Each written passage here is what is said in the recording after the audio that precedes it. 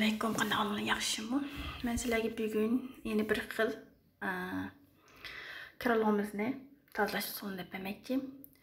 Kiralığımızı neme üçün bir xil gayri puraq-puraydı. Neme üçün kildirimiz pakka çıkmaydı bunun sebebi.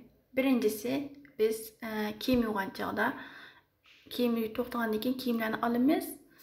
Bu işkini itip etimiz. Bu birinci hata.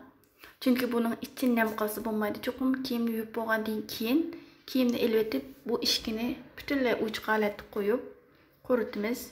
Quritib bo'lgan taqdirdami, yana ishkini butunlay itib etmaymiz. Bu holatga qo'yib qo'yamiz, havo almasi bo'lmaydi. Birinchi xatoligimiz bu. Buni çoxum quritib bo'lgandan keyin bir soat, undan keyin bu holatga qo'yib qo'ysak bo'ldi. Butunlay etmaymiz. Ikkinchidan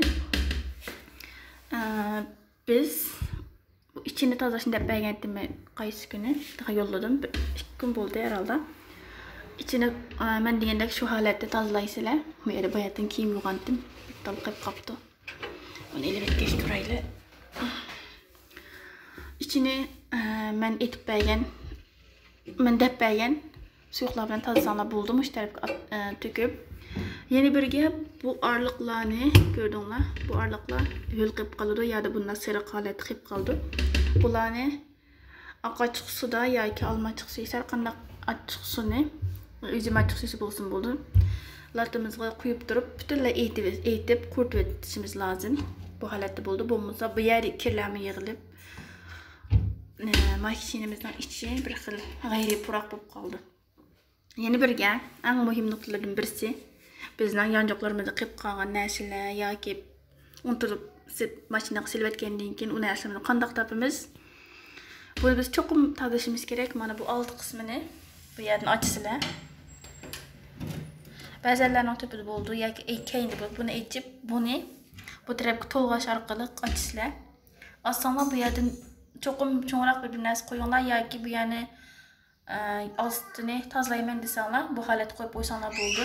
Masalan, nurg'un suv chiqadi, meni suvlar chiqadi. Chiqqandan keyin buning ichidan sizlar topolmagan, masalan, choch qisqis bo'lamdi, yanjug'ini qilib qolgan narsalarning hammasi bu yerdan chiqadi. Bu yerga yig'ilib qoladi. O'sha yerdan topolaysizlar desam bo'ldi.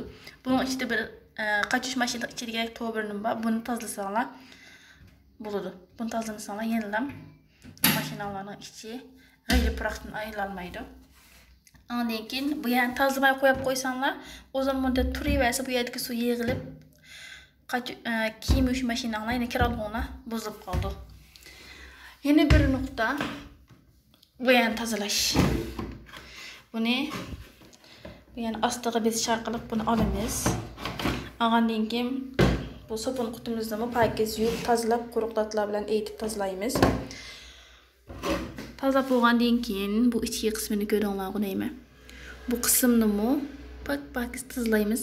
Bu yerni tozalamasak-mı, yana sopunni o'ziga yaxshi qabul qilinmay, mashinanglar sopunni o'ziga yaxshi qabul qilinmay, mashinaning ichida kiyim-kechaklarmi yaxshi yuvilmaydi. Ham g'ayri puraq bu yerdan keladi. Buni qilib bo'lgandan keyin biz buni o'z o'rniga silib, buning ichiga bu yer sopun to'kilgan bu tarafga bu tarafimizga 2 qoshiq atrofida suda silib, anadan keyin 1 stakan atrofida oqachiq suv to'kib 90 gradusdan eng yuqori yuvimiz, eng yuqori yuvish orqali ichidagi har xil mikroblar issiqqa barashib boramaydi emasmi? Shu nimada mashinalarning ichi temizlandi, ya'ni pokizlandi.